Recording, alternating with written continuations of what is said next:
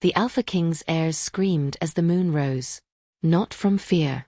From pain. One by one, they fell to their knees before the pack, hands clawing at the earth, bones refusing to shift. Whispers followed. Weak blood. Cursed heirs. No one noticed the maid standing at the edge of the clearing. Liora Vance had cleaned the shifting grounds since dawn. She had washed the ritual stones. She had changed the bedding stained with blood and sweat. And she knew something was wrong. The heirs smelled wrong. Not weak. Not broken. Altered.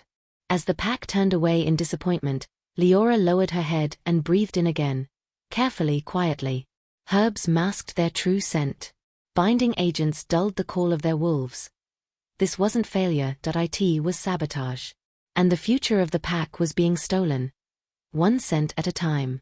If this story is already pulling you in, please like the video, it helps this pack grow.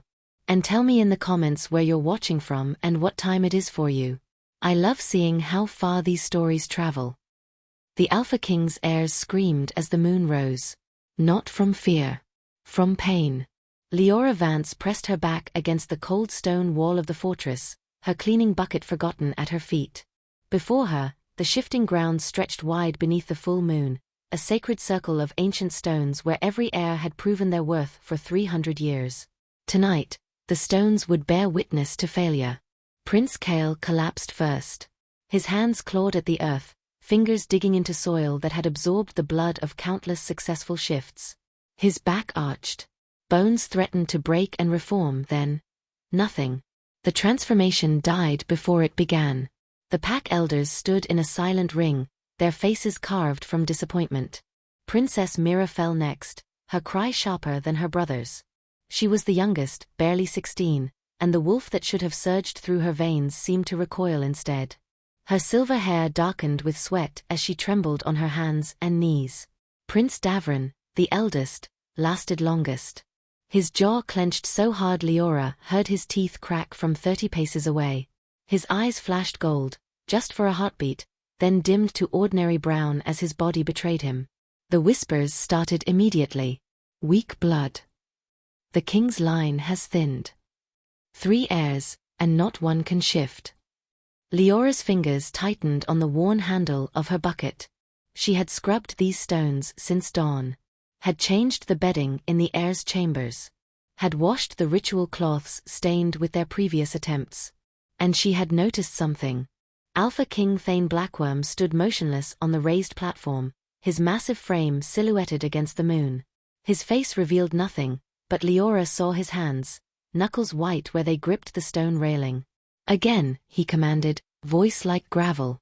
Father, please. Myra's voice cracked. Again. The heirs rose on shaking legs. The pack elders exchanged glances. One of them, a grey-bearded wolf named Aldrich, stepped forward. My king, perhaps rest. My heirs will shift tonight, or they will understand the price of weakness. Liora's breath caught. She should leave. Servants did not witness royal failures. But her feet would not move, and her nose. She breathed in carefully, sorting through the layered scents of the clearing. Sweat and fear, yes. The rich loam of disturbed earth. The sharp bite of moonflower that grew between the stones. And underneath it all, wrong. The heirs did not smell like heirs. Their scent should have been potent, wild, undeniable. Instead, it was muffled. Muted. As though something had been laid over their true nature like a veil. Liora knew wolf scent. She had grown up in the servants' quarters, surrounded by pack members of every rank. She had never trained formally, never been taught the sacred rites, but she knew. This was not weakness. Kale attempted the shift again. His scream tore through the night, and this time when he fell, he did not rise. The Alpha King's jaw tightened. Take them to their chambers. We will try again at the next full moon. The dismissal was absolute. The pack dispersed in uncomfortable silence, leaving the heirs to be carried away by their attendants. Liora finally moved, gathering her bucket with trembling hands. As she turned toward the servants' entrance, she caught a glimpse of movement near the ritual preparation tent. Matron Ysilda emerged from the shadows, her expression serene as she smoothed her dark robes. She carried a wooden box, the one that held the sacred oils and herbs used to prepare the heirs. Their eyes met for just a moment. The matron smiled. Liora looked away and hurried into the darkness, her heart pounding against her ribs. The heirs had not failed. They had been poisoned. Liora's hands shook as she wrung out the washcloth in the copper basin. The heirs' chambers occupied the eastern wing of the fortress, far from the servants' quarters where she normally worked. But tonight, the senior maids had refused the duty. No one wanted to tend to failure. So the task fell to her. Princess Mira lay curled on her bed, her silver hair spread across the pillows like spilled moonlight. Her breathing was ragged, each exhale a small whimper of lingering pain. "The water is warm, my lady," Liora said softly, approaching with the basin. "For your hands." Mira did not respond. Her eyes remained fixed on the ceiling, tears tracking silently down her temples. Liora set the basin on the bedside table and reached for the princess's hands. They were scraped raw from clawing at the ground, embedded with dirt and small stones. As she cleaned the wounds, Liora breathed in. Up close, the wrongness was undeniable. Mira should have smelled of wild sage and winter wind, the signature of the blackworm bloodline. Instead, there was a cloying sweetness beneath her natural scent. Honeysuckle and something bitter. Something that did not grow anywhere near the shifting grounds. Liora worked in silence, her mind racing. She moved to the adjoining chamber where Prince Davron sat slumped in a chair, his head in his hands. He did not acknowledge her entrance. She knelt beside him, offering a clean cloth for his bleeding knuckles. The same scent. Honeysuckle. Bitterness. And underneath it all, something oily that coated the back of her throat when she breathed too deeply. Binding root. Liora's grandmother had warned her about binding root when she was a child. It grew deep in the northern marshes, used sparingly by healers to dull pain during bone setting. Too much, and it could sever the connection between a shifter and their wolf. "Leave me," Davron said, his voice hollow. Liora bowed her head and retreated, but her pulse hammered in her ears. Prince Kael's chamber was last. He lay face down on his bed, still fully clothed, his breathing slow and heavy. Unconscious or simply broken, she could not tell. She did not touch him. Instead, she moved to his bedding, stripping away the top linens with practiced efficiency. The sheets smelled of the same substances. But here, where his head had rested, there was more, traces of oil pressed into the fabric. The ritual anointing oils used before every shift. Liora held the linen to her nose and closed her eyes. Sacred pine for clarity. Wolfsbane in trace amounts for strength. Both traditional. Both correct. And beneath them, deliberately hidden, binding root extract, concentrated and fresh. Someone had laced the anointing oils. Someone with access to the ritual preparations. Someone the heirs would never question. Liora's hands clenched in the fabric. She thought of Matron Yiselda emerging from the preparation tent, that wooden box held carefully in her arms. The matron oversaw all ritual preparations. She alone mixed the sacred oils under the supervision of the pack elders. Or so everyone believed. A sound in the doorway made Liora spin. Matron Yiselda stood in the threshold, her expression mild and her hands folded neatly before her. "You work late, child." Liora's throat went dry. She clutched the soiled linens against her chest. "The heirs required tending, matron." "How dutiful." Yiselda stepped into the room, her movements unhurried. "Tell me, what do you smell on those sheets?" The question hung in the air like a blade. Liora forced herself to meet the matron's eyes. "Sweat and failure, matron. Nothing more." Yiselda's smile was cold and knowing. "Good." It would be unwise for a mere maid to imagine she understood the sacred mysteries of our rites. She crossed to where Liora stood and plucked the linens from her hands with delicate fingers. "Return to your quarters. I will see to the heirs bedding myself from now on." It was not a suggestion. Liora bowed low, keeping her gaze fixed on the stone floor. "Yes, matron." She backed toward the door, every instinct screaming at her to run. But she moved slowly, carefully, until she reached the corridor. Only when she turned the corner did she allow herself to breathe. The matron knew. And Liora knew. The question now was what either of them would do about it.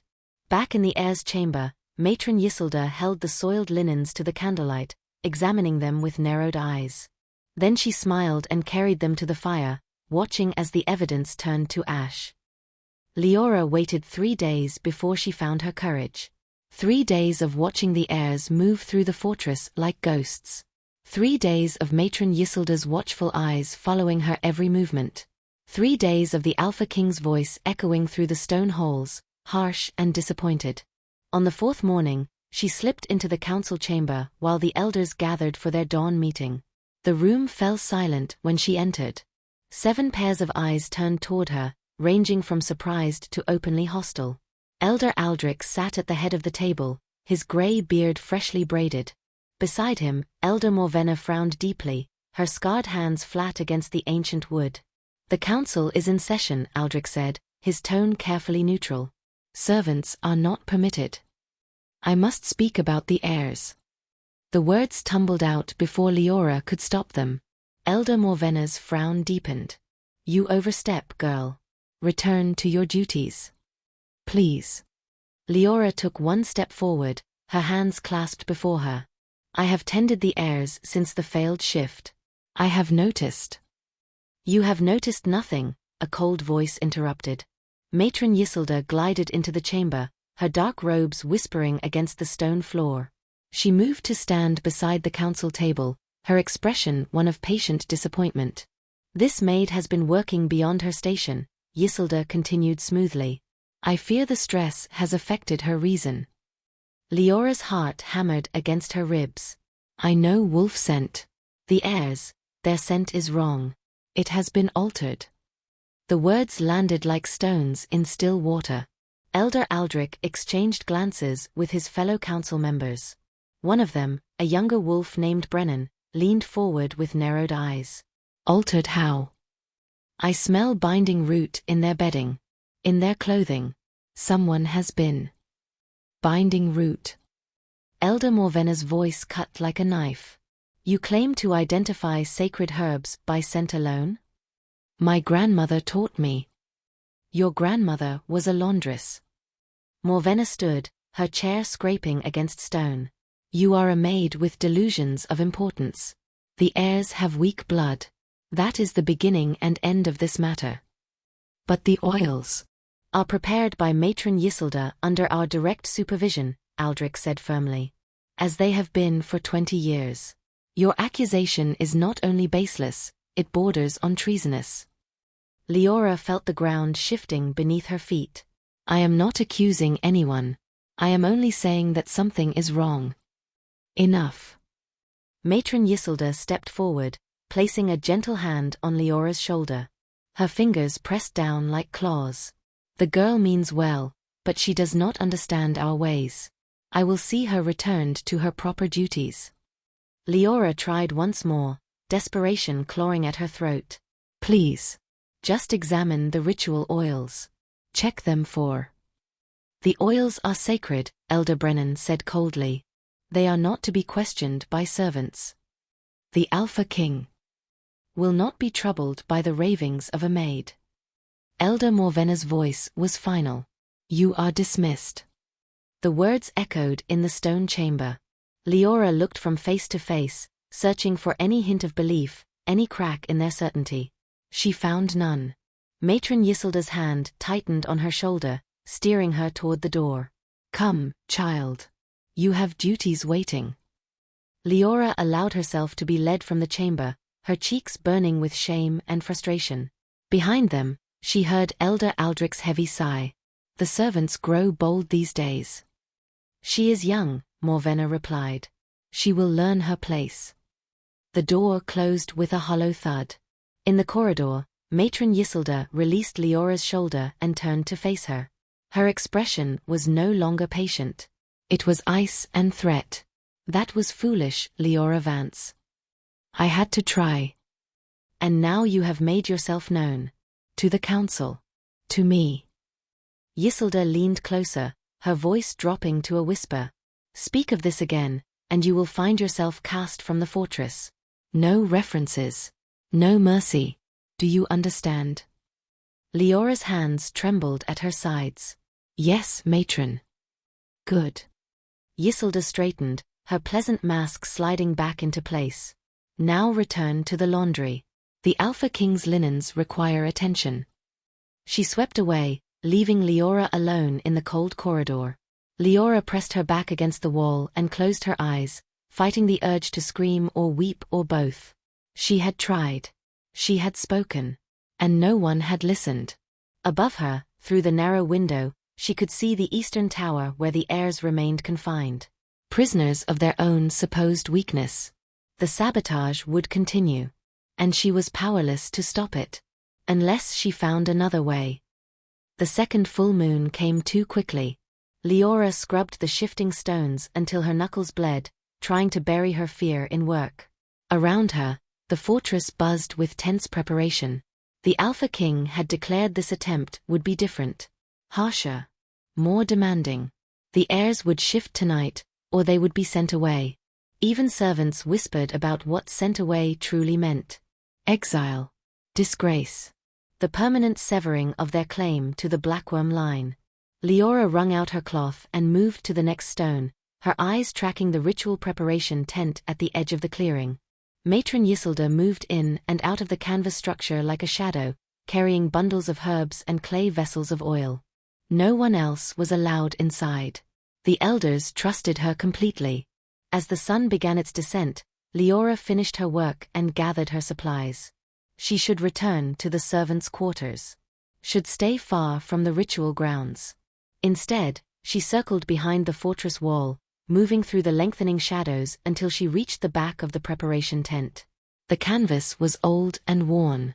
Through a gap in the seams, she could see inside. Matron Isolde stood at a wooden table, her back to Liora. Before her lay 3 shallow bowls, one for each heir, and an array of clay vessels. The sacred oils. Liora held her breath and watched. Isolde worked with practiced efficiency. She poured the sacred pine oil first, measuring it carefully. Then the wolfsbane extract, diluted to safe proportions. Her movements were reverent, precise. Everything appeared correct. Then Isolde reached beneath the table. She withdrew a small leather pouch, glancing toward the tent entrance before opening it. From within, she produced a dark glass vial no larger than her thumb. Liora's hands clenched in the dirt. Isolde uncorked the vial and added 3 drops to each bowl. The liquid was amber-colored and thick, clinging to the glass like honey. She stirred each bowl with a silver rod, whispering something Liora could not hear. When she finished, Isolde returned the vial to the pouch and hid it beneath the table once more. She stepped back, examining her work with cold satisfaction. The oils looked perfect, smelled sacred. But they were poison.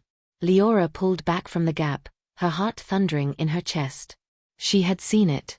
Witnessed the sabotage with her own eyes. But who would believe a maid's word against the matron's? Drums began to beat in the distance. The summoning call. The ritual was beginning. Liora fled back toward the servants' entrance, but she could not bring herself to go inside. Instead, she positioned herself at the edge of the clearing, half hidden behind a stone pillar, and watched. The pack gathered in their ceremonial positions. The elders formed their ring. And the Alpha King stood upon his platform, his expression carved from granite. The heirs entered the circle. They looked worse than before. Prince Kale's face was gaunt, his eyes shadowed with sleepless nights. Princess Mira trembled visibly, her silver hair bound back with iron clasps. Prince Davron walked with his shoulders squared, but Liora saw the fear in the rigid set of his jaw. Matron Isolde approached with the anointing bowls, her movements solemn and ceremonial. "May the sacred oils awaken the wolf within," she intoned, beginning with Kale. She marked his forehead, his throat, his wrists. The crowd murmured prayers. Liora watched the oil sink into his skin and wanted to scream. Mira was next, then Davron. When all 3 had been anointed, Isolde stepped back and bowed to the Alpha King. "They are prepared, my king." Thane Blackworm's voice boomed across the clearing. "Let the shift begin." The moon crested the eastern wall. Kale collapsed first, his scream tearing through the night. But this time it was worse.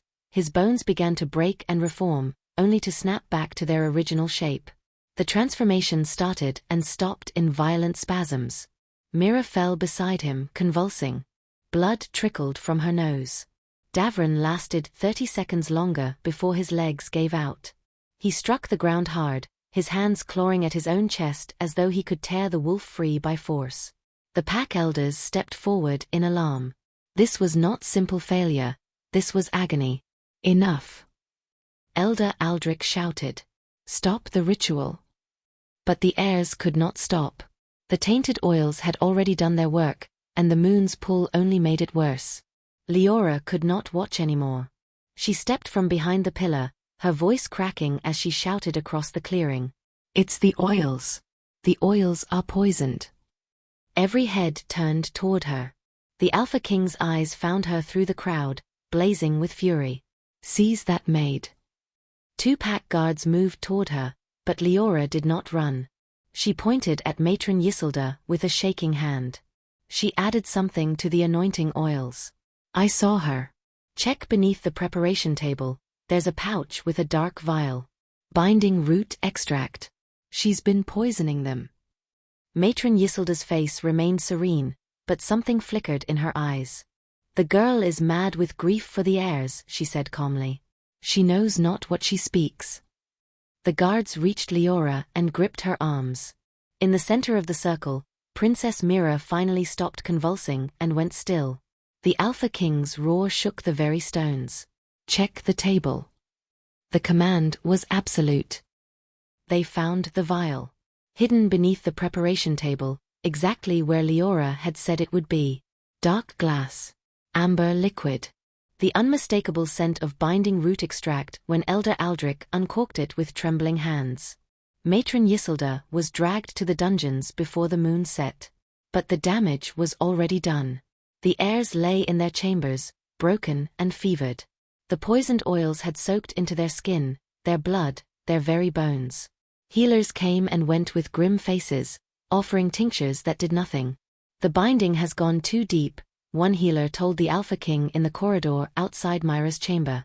It may be weeks before their wolves return. If they return at all. Liora heard this from her position in the shadows, her arms full of fresh linens. The guards had released her after the vial was found, but no one had thanked her. No one had even looked at her. She was still just a maid. But she was a maid who knew what the healers did not. That night, after the fortress settled into uneasy sleep, Liora crept through the eastern wing with a cloth bundle tucked under her arm. She had spent the evening in the kitchen gardens, harvesting by moonlight. Cleansing sage. Silverleaf. Wild thyme. Herbs her grandmother had taught her about in whispered lessons, back when Liora was small enough to hide beneath the laundry tables. Binding root clings to the blood, her grandmother had said. But sage draws poison out. Silverleaf awakens what sleeps. And time remembers what was. Liora slipped into Prince Kael's chamber first. He lay motionless on his bed, his breathing shallow. Sweat matted his dark hair to his forehead. She approached quietly, setting down her bundle and withdrawing the herbs. She crushed the sage between her palms, releasing its sharp, clean scent. Then she placed the leaves beneath his pillow, in the corners of his bedding, along the windowsill where the night air would carry the scent over him while he slept. The silverleaf she tucked into a small cloth pouch and hung from the bedpost. The thyme she scattered across the threshold. As she worked, Kael stirred. His eyes opened, unfocused and dark with pain. Who? Rest, my lord, Liora whispered. You are safe. His eyes closed again, but his breathing eased slightly. She moved to Princess Myra's chamber next. The princess looked even worse, her skin pale as moonlight, her lips cracked and bleeding. Liora's hands shook as she repeated the ritual. Sage beneath the pillows. Silverleaf by the bed. Thyme at the door. She added one more thing for Mira, a sprig of lavender tucked into her silver hair. 4 peace. 4 healing dreams. Prince Davron's chamber was last. He was not unconscious like his siblings. He sat slumped in a chair by the window, staring at nothing. You should not be here, he said without turning. Liora froze, her bundle clutched to her chest. I came to change your linens, my lord. The linens were changed at sunset. Now he did turn, his eyes sharp despite his exhaustion. You are the maid. The one who spoke at the ritual. Liora bowed her head. Yes, my lord. They say you saved our lives. I only spoke the truth. Davrin watched her for a long moment. Then he gestured weakly toward the bed. Do what you came to do. Relief flooded through her. She moved quickly, placing the herbs with practiced care. As she worked, she felt his eyes on her. What are those? He asked. Sage. Silverleaf. Thyme. She hesitated, then added, they will help draw out the poison. Help your wolf remember itself. The healers said nothing could be done. The healers do not know everything. The words came out sharper than intended. Liora caught herself, lowering her voice. Forgive me, my lord. No. Davrin leaned forward, something flickering in his expression. Do not apologize. You have shown more courage than anyone in this fortress. Liora finished her work in silence, but warmth bloomed in her chest at his words. As she turned to leave, Davrin spoke again. Thank you, Liora Vance. He knew her name. She fled before the tears could come. Over the next 3 days, Liora continued her secret work. Each night, she replaced the herbs with fresh ones. Each morning, she watched the heirs from a distance, searching for signs of improvement. On the 2nd day, Prince Kale's fever broke. On the 3rd day, Princess Mira sat up in bed and asked for food. On the 4th day, Prince Davrin walked the corridor outside his chamber, slowly, painfully, but on his own feet. The healers whispered of miracles. The elders spoke of the resilience of royal blood. No one noticed the crushed sage leaves beneath the pillows, or the silverleaf pouches hanging from the bedposts. No one except the heirs themselves. And in the dungeons below, Matron Ysilda sat in her cell and smiled in the darkness. She knew the heirs were healing. But she also knew they would have to shift again. And she had not worked alone. The summons came at dawn. A guard appeared at the servants' quarters, his expression unreadable. Liora Vance. The Alpha King requires your presence in the council chamber. Every maid in the room turned to stare. Liora's hands stilled over the laundry basin, water dripping from her fingers. Now, the guard added. She dried her hands on her apron with trembling fingers and followed him through the fortress corridors. Her mind raced with possibilities. Had someone discovered her nightly visits to the heirs? Had the herbs been found? The council chamber doors opened before her. Alpha King Thane Blackworm stood at the head of the table, his massive frame backlit by the morning sun streaming through the high windows. The elders were absent. It was just him. And in the corner, chained but unbowed, stood Matron Ysilda. Liora's breath caught. Come forward, girl, the Alpha King commanded. She obeyed, keeping her eyes lowered. The stone floor was cold beneath her feet. You spoke the truth about the poisoned oils, Thane said, his voice like grinding stone. The matron has confessed to tampering with the ritual preparations. Relief flooded through Liora, until she saw Ysilda's smile. But she claims, Thane continued, his eyes narrowing, that she did not act alone. That someone else has been interfering with my heirs. The words landed like a physical blow. Ysilda's voice was silk and venom. My king, in the past 4 days, your heirs have recovered with impossible speed. Fevers broken. Strength returning. The healers are baffled.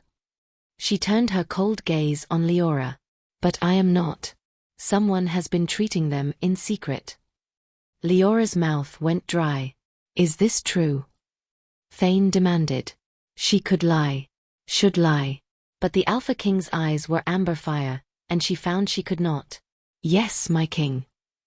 The chamber fell silent. You treated my heirs without permission? Without the knowledge of the healers or elders? I only wanted to help. You overstepped your station. His voice cracked like thunder.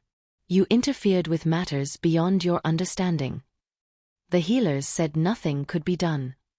The words burst from Liora before she could stop them. They were dying. Your children were dying, and no one would listen. Silence. Liora flinched but held her ground. Thane's hands gripped the edge of the table, his knuckles white. For a long moment, he said nothing. Then he turned to Isolde. What did she use? Herbs, my king. Common wildcraft. Sage, silverleaf, thyme. Isolde's tone dripped with disdain.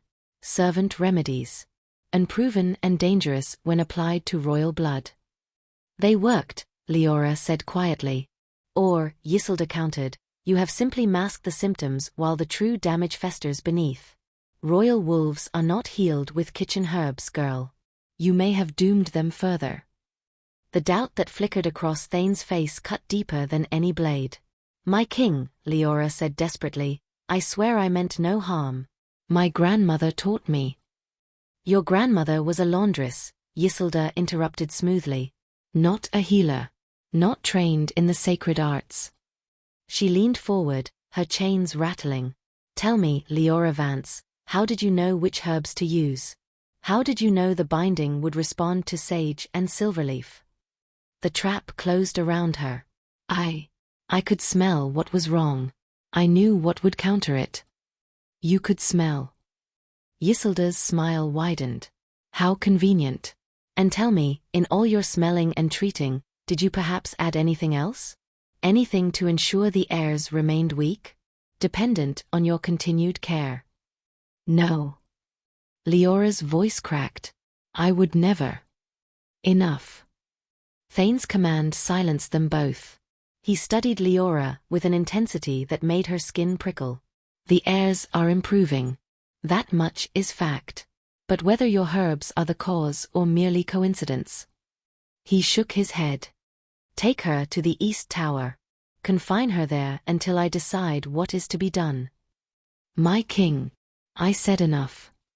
The guard stepped forward and gripped Liora's arm. She did not resist as she was led from the chamber, but she cast one final glance over her shoulder. Isolde watched her go with triumph gleaming in her eyes. The door closed. In the silence that followed, Thane turned to the matron. You will tell me everything. Every name. Every scheme. Every thread of this conspiracy. Isolde's smile never wavered. Of course, my king. But first, you should know that your heirs will attempt to shift again at the next full moon, yes? They will. And if they fail once more, all three will be exiled. That is pack law. Thane's jaw tightened. Yes. Then you had best hope, Isolde said softly, that the maid's herbs were truly medicine, and not simply another layer of poison. The words hung in the air like smoke. And high in the East Tower, Liora pressed her face against the cold stone wall and wept, not from fear but from fury. She had saved them. She knew she had. But in 7 days, the moon would rise again. And this time, she would not be there to help. 5 days passed in the tower. 5 days of cold stone and iron bars. 5 days of watching the moon grow fuller through the narrow window. 5 days of knowing the heirs were recovering, and that without her continued care, the poison might return. On the 6th day, Prince Davran came. Liora heard his footsteps on the spiral stairs before she saw him. When he appeared in the doorway, he looked stronger than he had in weeks. His eyes were clear, his color returned. My lord, she breathed, rising from the stone bench. You should not be here. Neither should you. He stepped closer to the bars, his expression grim. This is madness. You saved our lives. The Alpha King does not see it that way. Then he is blind. Davran's hands gripped the iron bars. Kale and Mira are recovering because of you. We all know it. The healers know it, though they will not admit it.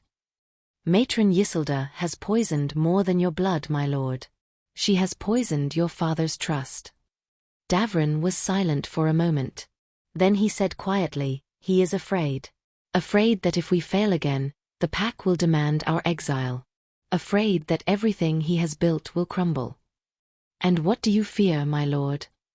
He met her eyes. That we will shift on the full moon tomorrow, and you will not be there to see it. Before Liora could respond, another set of footsteps echoed up the stairs. Heavier. Slower. Deliberate. Alpha King Thane Blackworm filled the doorway like a mountain of stone and fury. His eyes found his son first. Leave us. Father, she. Now. Davrin hesitated, his jaw tight. Then he bowed his head and descended the stairs without another word. Thane stepped into the tower room. This close, Liora could see the exhaustion carved into his features. The weight of sleepless nights and impossible choices. My heirs speak for you, he said without preamble. All three. They claim you healed them when no one else could. I did what I was able, my king. With herbs. With wildcraft. His voice was hard, but something flickered beneath it. Uncertainty. The matron says you may have done more harm than good. The matron is a liar. Liora stepped closer to the bars, her fear burned away by righteous anger. She has been poisoning your children for months. Not just with binding root, with doubt. With shame. With the belief that their failure was their own weakness. Thane's eyes flashed amber. Choose your words carefully, girl. I have been careful. The words exploded from her.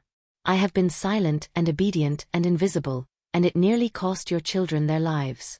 I will not be careful anymore. The Alpha King went very still. Liora pressed forward, her hands gripping the cold iron. The binding root was only part of it. Ysilda has been replacing their true scent markers for months. Masking their wolf nature. Making them unrecognizable to their own spirits. She took a shuddering breath. I can prove it. How? Let me show you the ritual oils. The ones prepared for tomorrow's shift.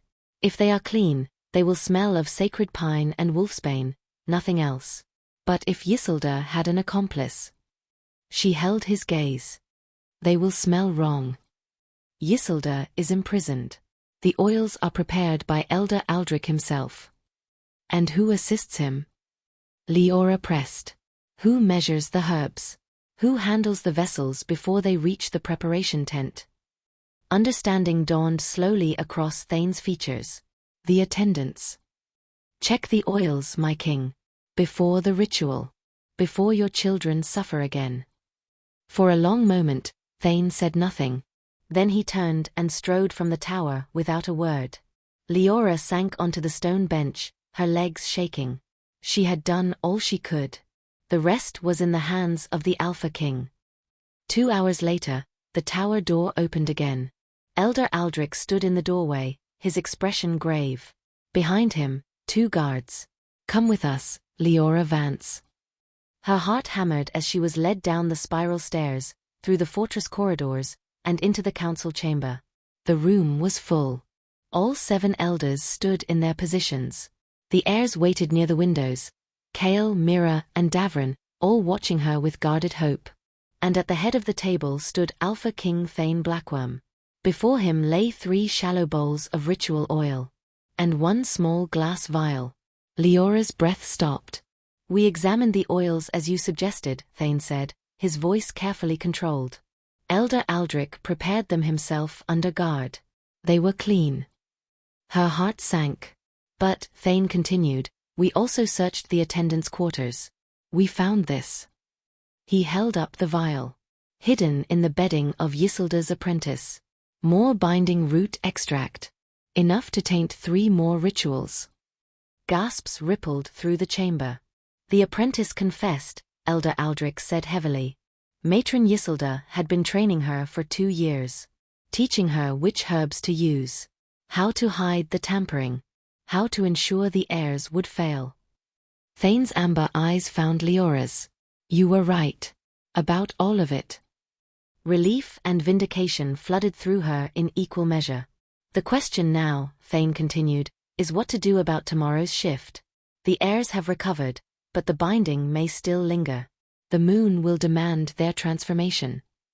Liora stepped forward. With your permission, my king, let me prepare them properly. 1 final treatment to cleanse what remains. Pure oils. Pure herbs. No interference. You would take that responsibility? I already have, my king. Thane studied her for a long moment. Then he nodded once, sharp and decisive. Do it. And Liora Vance. His voice softened, just slightly. My children will shift tomorrow. And you will stand in the circle to witness it. Tears burned behind Liora's eyes, but she did not let them fall. She bowed deeply. Yes, my king. The moon would rise tomorrow. And this time, the future would not be poisoned. The full moon rose like a silver coin against the darkening sky. Liora stood at the edge of the shifting circle, her hands folded before her. For the first time in her life, she was not hidden in shadows or pressed against walls. The Alpha King himself had placed her here, in the sacred ring where only pack members of rank were permitted. Around her, the pack gathered in tense silence. Everyone remembered the last 2 rituals. The screams. The blood. The failures. No one knew if tonight would be different. Liora's eyes moved to the preparation tent where she had spent the afternoon working under Elder Aldrich's watchful supervision. Pure sacred pine oil. Pure wolfsbane extract, measured to perfection. Wild sage and silverleaf, crushed fresh and added with whispered blessings her grandmother had taught her. No binding root. No poison. No interference. Just truth. The drums began to beat, a slow, steady rhythm that matched the pulse of the earth itself. The heirs entered the circle. Prince Kael walked with his head high, though Liora saw the tension in his shoulders. Princess Myra's hands trembled at her sides, but her silver hair gleamed like starlight and her eyes were clear. Prince Davrin moved with quiet confidence, and when his gaze found Liora's across the circle, he nodded once. Trust. Alpha King Thane stood upon his platform, but tonight his expression was different. Not harsh. Not demanding. Instead, there was something raw in his amber eyes as he looked at his children. Hope. And fear. Elder Aldrich approached with the anointing bowls. Liora had prepared them herself, and she had made him smell each one 3 times to confirm their purity. May the sacred oils awaken the wolf within, Aldrich intoned, his voice carrying across the clearing. He marked Kael's forehead first. The prince closed his eyes, breathing deeply. Liora watched the oil sink into his skin and saw no pain flicker across his features. Only stillness. Mira was next. The princess did not flinch when the oil touched her throat, her wrists. Instead, she exhaled slowly, as though releasing poison she had carried for too long. Davrin received his anointing last. When Aldrich stepped back, the prince's eyes opened, and they gleamed gold in the moonlight. They are prepared, my king, Aldrich said. Thane's voice was quieter than before, but it carried nonetheless. Let the shift begin. The moon crested the eastern wall. For 3 heartbeats, nothing happened. Then Prince Kael gasped, not in pain, but in recognition. His bones began to shift, but this time they moved as they should. Smooth. Natural. Inevitable. His hands pressed into the earth and became paws. His back curved and reformed. Dark fur rippled across his skin like water. The transformation was beautiful. The pack watched in stunned silence as the eldest prince completed his shift and stood on 4 legs, a massive black wolf with amber eyes that matched his father's. Princess Mira shifted next. Her cry was not agony but release, a sound of pure joy as her wolf finally answered the moon's call. Silver fur. Bright eyes. Smaller than her brother's but fierce and whole. Prince Davrin's shift was the fastest. It was as though his wolf had been waiting just beneath his skin, held back by invisible chains that were now broken. He transformed in seconds, emerging as a grey wolf with white markings across his chest. All 3 stood in the center of the circle, their wolves powerful and undeniable. The silence shattered. The pack erupted in howls of celebration, the sound rolling across the fortress like thunder. Elders who had doubted now bowed their heads in reverence. Guards who had whispered of weak blood now stood in awe. Alpha King Thane descended from his platform, and Liora saw that his hands were shaking. He walked to the center of the circle and knelt before his children. No longer heirs who had failed, but wolves who had triumphed. He pressed his forehead to each of theirs in turn, a gesture of recognition and apology that needed no words. Then he stood and turned to face the pack, his voice ringing with authority and something deeper. Pride. My children have shifted. The bloodline is strong. The future is secure. The pack howled again, louder than before. Kale, Mira, and Davrin raised their muzzles to the moon and joined the chorus, their voices blending with their fathers, with the pack's, with something ancient and unbreakable. Liora stood at the edge of the circle, tears streaming freely down her face. She had seen it. Witnessed the truth she had fought so hard to reveal. The heirs were not weak. They never had been. They had only needed someone to believe in them. As the celebration continued, Prince Davrin, still in wolf form, padded across the circle to where Liora stood. He sat before her, his golden eyes intelligent and aware, and bowed his head. "Thank you." The gesture was clear even without words. Liora reached out with trembling fingers and touched the soft fur between his ears. "You were always strong," she whispered. "All of you. I only helped you remember." Davrin huffed softly, then returned to his siblings. The three wolves stood together beneath the moon, whole and free and powerful. And across the clearing, Alpha King Thane met Liora's eyes through the crowd. He inclined his head, a small gesture, but from a king, it meant everything. Recognition. Respect. Gratitude. The maid who no one had heard had saved the future of the pack. And the moon bore witness to it all. The judgment took place 3 days after the successful shift. The great hall was packed with witnesses. Every member of the pack who could stand had come to see justice served. Liora stood near the front, flanked by the heirs, no longer fevered and broken, but strong and whole. Matron Ysilda was brought in chains from the dungeons. She walked with her head high, her expression serene despite the iron shackles that bound her wrists.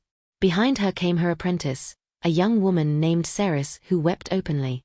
Alpha King Thane sat upon his stone throne, his face carved from granite.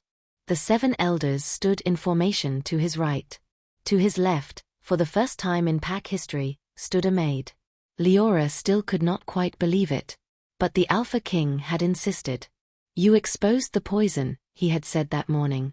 "You will witness its purging." Elder Aldrich stepped forward, unrolling a scroll of testimony. His voice rang through the hall. "Matron Ysilda, you stand accused of sabotaging the sacred shift rituals of the Alpha King's heirs. Of deliberately poisoning their anointing oils with binding root extract. Of conspiring to weaken the royal bloodline." He paused. "How do you answer these charges?" Ysilda's smile was cold and sharp. "Guilty, Elder. Of all of it." Gasps rippled through the crowd. Even Ceres looked shocked. "You confess." Thane's voice was dangerously quiet. "I confess to nothing shameful, my king." Ysilda's eyes swept the hall, landing on each heir in turn. "I did what was necessary to protect this pack from weak leadership." Prince Kale stepped forward, fury blazing in his eyes. "You tortured us. Made us believe we were failures." "You were failures," Ysilda said simply. "Untested. Unprepared. Your father coddled you, shielded you from the harsh truths of pack life. I merely revealed your weakness before you could inflict it upon all of us." "By poisoning children?" Princess Myra's voice shook with rage. "That is not strength. That is cowardice." Ysilda's expression never wavered. "When your father dies, one of you will lead this pack.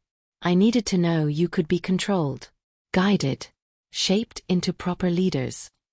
Her gaze shifted to Thane. "Your father is powerful, but he is proud. Pride makes kings blind to threats within their own walls." Thane rose from his throne, and the temperature in the hall seemed to drop. "You speak of my pride while justifying your own treachery." "I speak of survival." Ysilda's chains rattled as she gestured toward the crowd. "Half this pack questioned your heir's worthiness. Half whispered of weak blood and cursed lineage. I simply gave voice to their doubts." "You created those doubts." Liora's voice rang out before she could stop herself. Every eye turned to her. Ysilda's smile widened. "Ah. The maid who saved them. Tell me, Liora Vance, do you truly believe they would have survived without you? That they were ever strong enough on their own?" It was a trap. Liora saw it clearly. If she said yes, she diminished the heir's strength. If she said no, she admitted they needed saving. But Prince Davron spoke before she could answer. We survived because we had each other. Because our father, for all his harshness, never stopped believing we could succeed. And because one maid had the courage to speak truth when everyone else chose silence. He stepped forward, standing beside Liora. You taught us nothing but pain, matron. She taught us that strength can be found in the most unexpected places. Yisildur's mask finally cracked. Fury flickered across her features. Pretty words from a boy who screamed and bled in the dirt. Enough. Thane's command silenced the whole. You have confessed. The apprentice has confessed. Your conspiracy is laid bare. He descended from the platform, stopping 3 paces from Yisildur.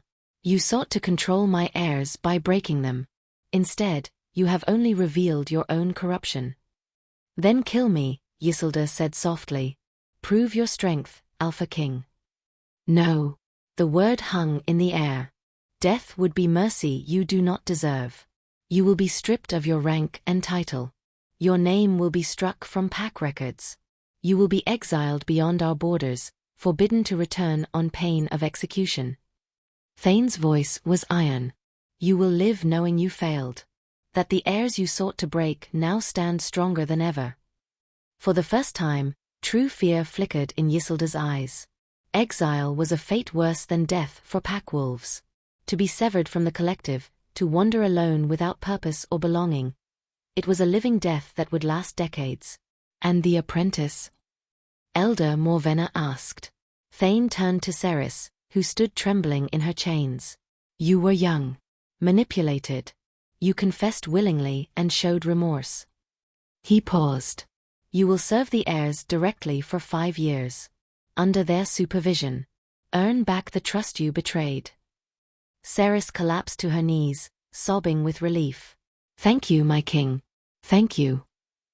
The guards moved to escort Yisildur from the hall. As they passed Liora, the former matron leaned close. You think you have won, little maid. But you have only painted a target on your back. Servants who rise above their station always fall the hardest. Liora met her eyes without flinching. I never rose above anything. I simply refused to kneel while children suffered. Yisildur was dragged away, her chains echoing through the stone corridors until silence finally returned. Alpha King Thane addressed the assembled pack one final time. Let this serve as a lesson. Loyalty is not blind obedience. Strength is not cruelty. And truth, no matter who speaks it, must be heard. His eyes found Liora's. This pack failed my heirs. We failed to see the poison in our midst. We will not make that mistake again. The pack bowed as one. And in the morning, Matron Yisildur was escorted beyond the border and cast into the wilderness alone. Justice had been served. The future was finally clean. Spring came to the fortress with wildflowers and warm winds. Liora knelt in the garden behind the healer's wing, her hands deep in rich soil as she planted silverleaf and sage. The herbs had saved the heirs once. Now they would be cultivated properly, their knowledge preserved and passed down. No more secrets hidden in servants' whispers. No more wisdom lost. You have dirt on your face. She looked up to find Princess Mira standing over her, silver hair braided with blue ribbons. The princess was smiling, something she did often now. I have dirt everywhere, my lady. Liora sat back on her heels, wiping her forehead and likely making it worse. Mira laughed and knelt beside her, heedless of her fine dress. Show me again. The way you separate the roots without damaging them. So Liora did, explaining as her grandmother had once explained to her. Mira listened with fierce attention, her hands gentle as she practiced the technique. This was the new way. 3 months had passed since Yisildur's exile, and the fortress had transformed in ways both subtle and profound. The council met with healers now, learning the properties of herbs they had once dismissed as common wildcraft. Servants were permitted to speak in the presence of elders if they brought concerns worth hearing. And Liora was no longer just a maid. Healer's apprentice was her official title now, though in practice she did far more. She trained others in scent identification.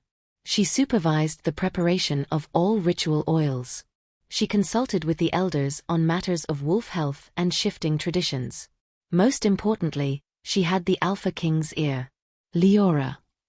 Prince Kale's voice carried across the garden. He approached with Prince Davron at his side, both of them moving with the easy confidence of wolves who knew their own strength.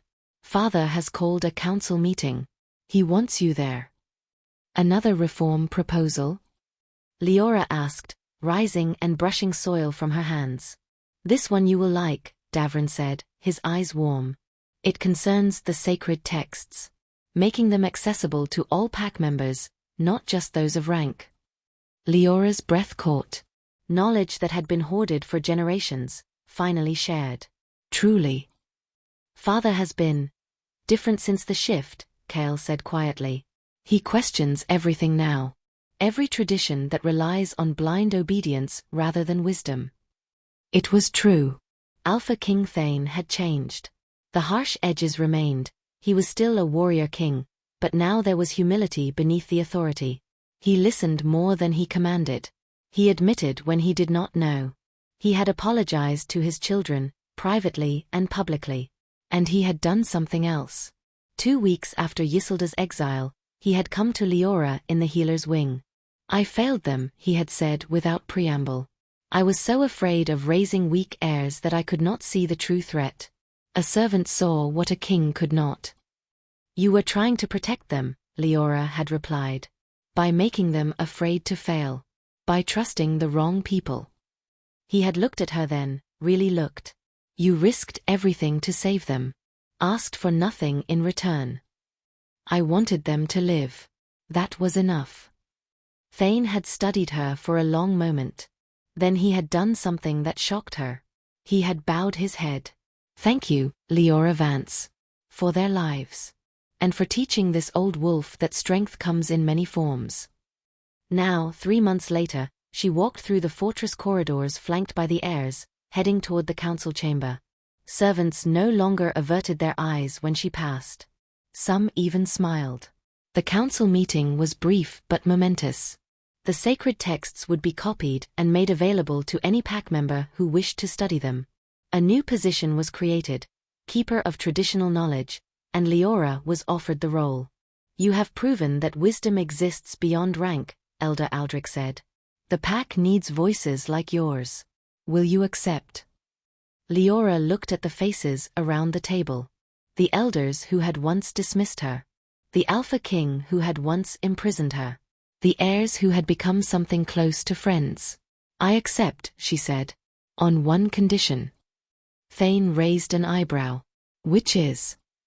That I am permitted to train others. To ensure this knowledge does not rest with one person alone. The pack nearly lost everything because too much power was concentrated in too few hands. Silence. Then Elder Morvenna, who had been the harshest in her initial dismissal, nodded slowly. Wise counsel. Let it be done. After the meeting, Liora found herself alone in the corridor with Alpha King Thane. You could have asked for more, he said. Wealth. Status. A mate of high rank. I have what I need, Liora replied. Purpose. Respect. The knowledge that the heirs are safe. Thane's expression softened, barely perceptible, but there. They train every day now. All 3. Their wolves are strong. They were always strong. They just needed to remember. Because of you. Liora shook her head. Because they had each other. And because they had a father who loved them enough to admit when he was wrong. Thane was quiet for a moment. Then he said, My children have asked that you join us for the full moon celebration next month. As pack. Not as servant. The invitation settled over her like a blessing. I would be honored, my king. He nodded and turned to leave. Then paused. Liora. You asked me once why I trusted Yisselda so completely. You do not need to explain. She told me what I wanted to hear. That the old ways were best. That strength required hardness. His jaw tightened. You told me what I needed to hear, even when it could have cost you everything. That is the difference between loyalty and manipulation. He walked away before she could respond. Liora stood alone in the corridor, sunlight streaming through the high windows. Outside, she heard the heirs laughing as they trained in the courtyard. Inside, the scent of sage and silverleaf drifted from the healer's wing. The fortress smelled different now. Clean. Whole. True. The future had always been strong. It was just poisoned. But poison could be purged. Trust could be rebuilt. And strength, real strength, could be found in the quiet courage of those who refused to be silent in the face of wrong. Liora smiled and walked toward the sound of laughter. The pack was healing. And so was she. If you enjoyed this story, subscribe for more werewolf tales of hidden truths, powerful alphas, and forgotten souls. Don't forget to like and share this story with someone who loves slow-burn fantasy romance. And before you go, let me know in the comments, where are you watching from, and what time is it there right now? This pack spans the world.